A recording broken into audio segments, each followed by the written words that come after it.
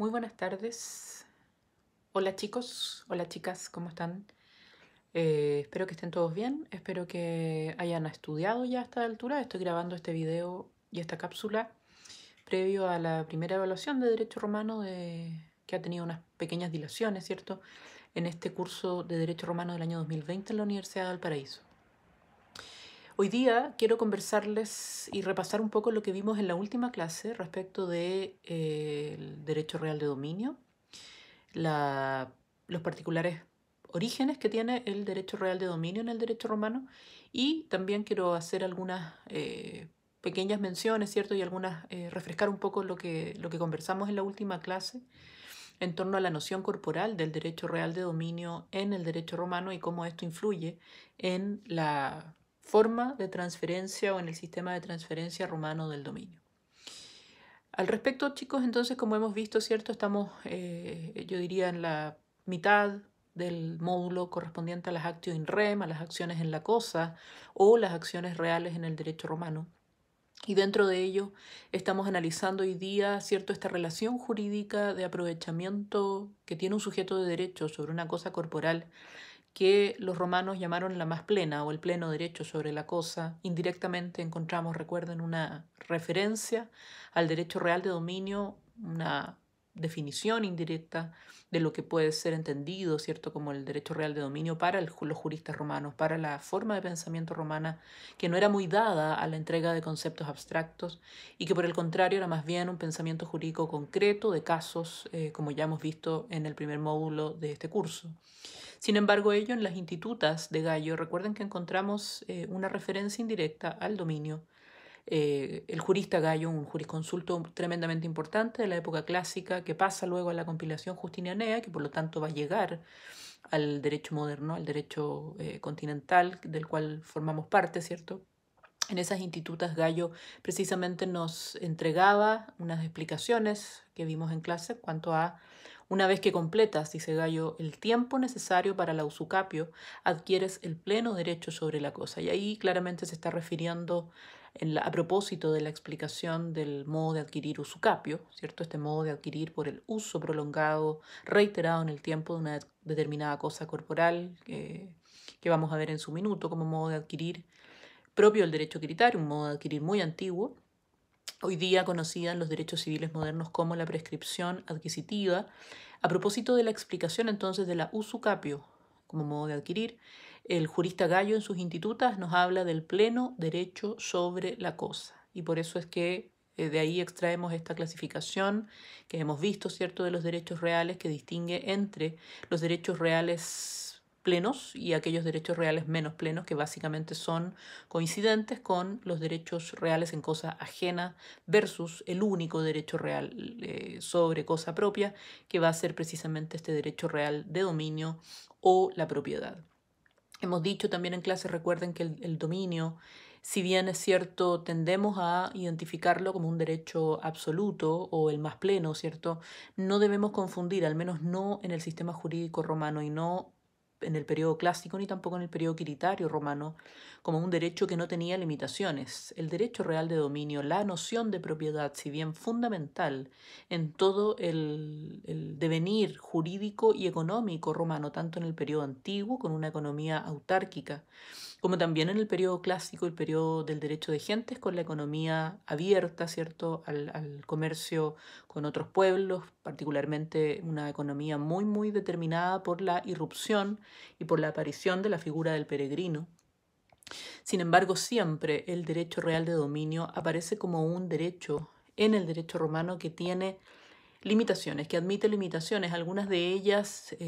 con fundamento y caracterizadas principalmente en los derechos o las titularidades de otras personas, como por ejemplo puede ocurrir cuando se constituye o se forma una comunidad, es decir, varias personas teniendo una porción del derecho real de dominio sobre una misma cosa corporal, ¿cierto? Las cuotas de dominio que en algún minuto también mencionamos en la clase y que vamos a repasar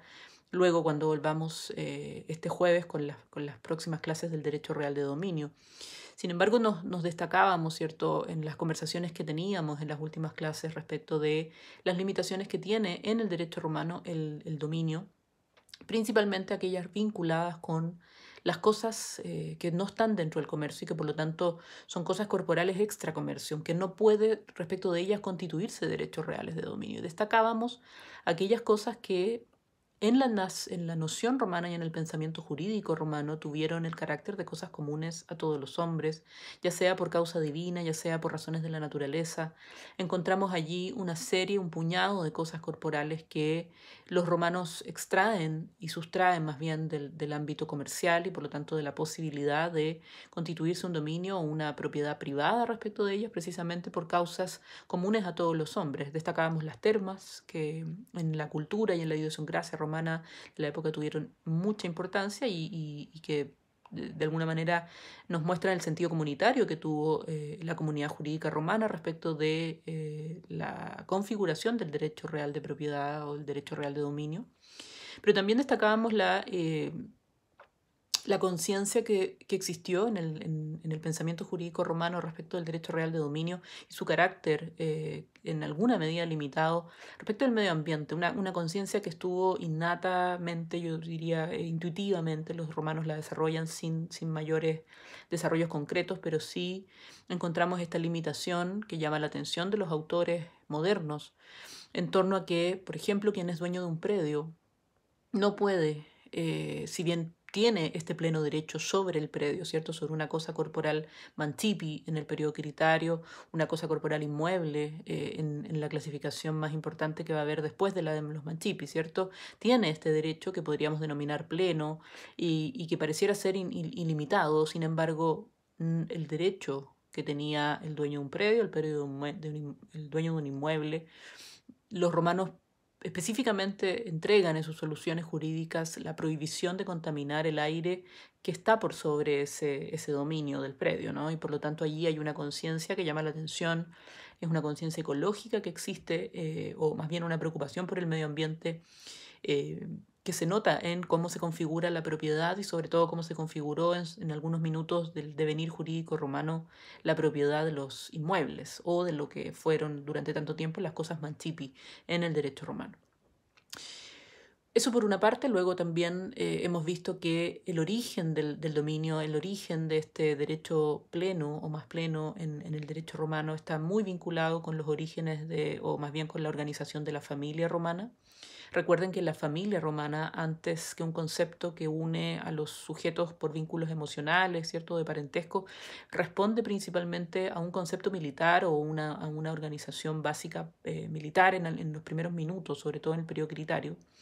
Y entonces el pater family, este sujeto que es el jefe de la familia, el padre de la familia, que va a ser un arquetipo tremendamente importante en el derecho romano, así como tiene potestades por sobre los miembros de la familia y a partir de aquello se desarrolla el derecho de familia romano, también el pater family va a tener una potestad, un dominio, una posición de dominación respecto de las cosas que conforman la economía familiar. Y de ahí entonces viene la terminología latina del dominus, que es el titular del derecho real de dominio, y va a evolucionar desde el periodo critario, va a estar en los mores maiorum, por supuesto, desarrollado este derecho real, que es el más antiguo, ¿cierto? El derecho de dominio del pater family, pero luego va a evolucionar durante todo el periodo critario, durante todo el periodo clásico también, y va a tener formulaciones muy interesantes en los edictos del pretor, sobre todo el pretor peregrino, respecto de lo que es los distintos tipos de dominio que vamos a ver existieron en el derecho romano. Lo último que les quiero destacar en esta cápsula, chicos, es el concepto también, o la noción que hemos llamado la noción corporal del derecho real de dominio, sumamente importante para sus estudios, sumamente importante para cualquier abogado, creo yo, cualquier jurista que tenga a la vista el régimen de transferencia de dominio que existe en los sistemas jurídicos occidentales como el nuestro, ¿cierto? En el sistema del derecho común, principalmente el que hemos adoptado nosotros en nuestro derecho civil.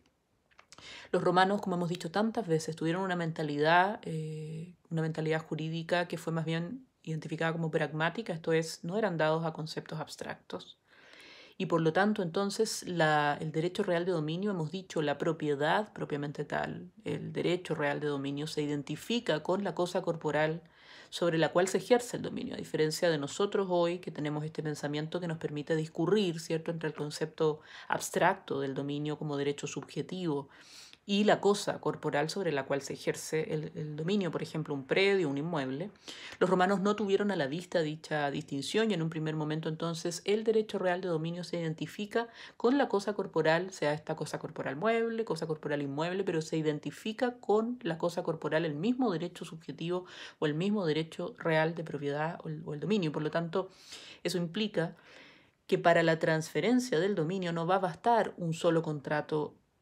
entre dos personas o más, ¿cierto? Que lo que busque es precisamente transferir el dominio de un patrimonio a otro, de un sujeto a otro, como podría ser el contrato de compraventa, como podría ser el contrato de donación, que también vamos a denominar justas causas, ¿cierto? O antecedente o título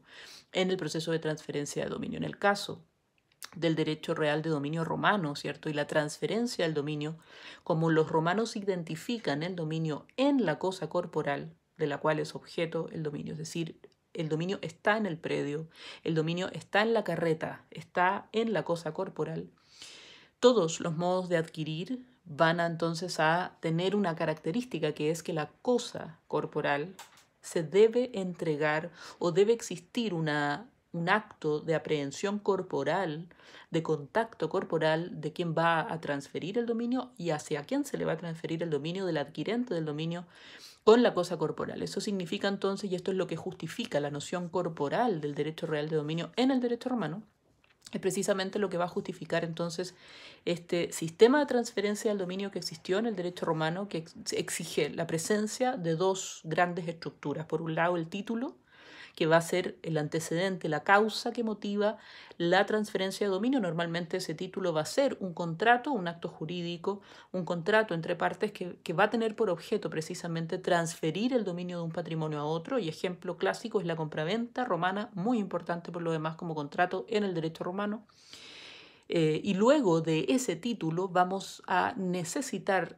inescindiblemente y absolutamente necesario un modo de adquirir, modo que va a estar caracterizado por la entrega. En los modos de adquirir más importantes que vemos en el derecho romano tenemos la entrega en el núcleo del modo de adquirir, ¿cierto? La entrega de la cosa corporal,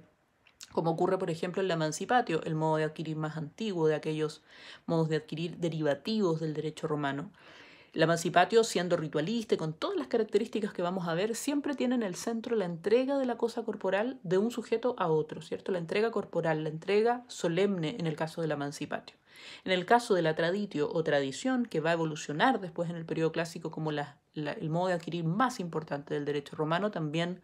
vamos a ver en el centro una entrega de la cosa corporal de un sujeto a otro. En ambos casos, entonces, vamos a tener un antecedente que va a ser el título,